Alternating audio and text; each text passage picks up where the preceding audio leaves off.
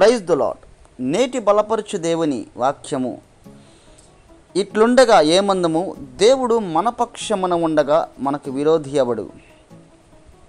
రోమాపత్రిక 8వ అధ్యాయము 31వ వచనం.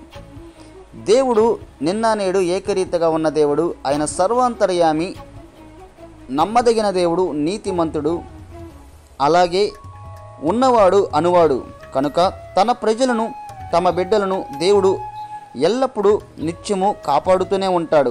ఎందుకనగా ఇశ్రాయేలును కాపాడువాడు కునుకడు, నిద్రపోడు అని దేవుడు వాగ్దానం చేసిన దేవుడు నమ్మదగిన దేవుడు కనుక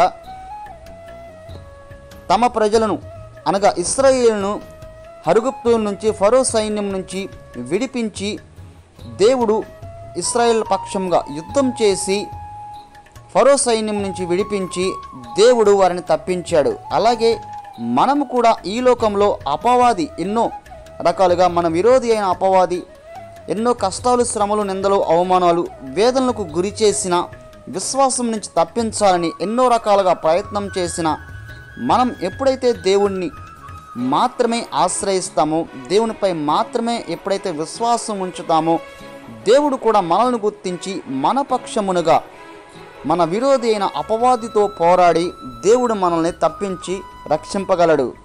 ఆమేన్.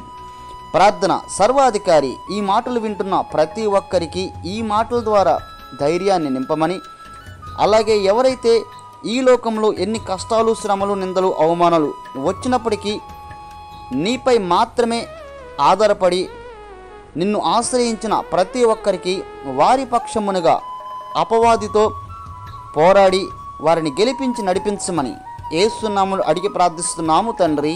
ఆమేన్.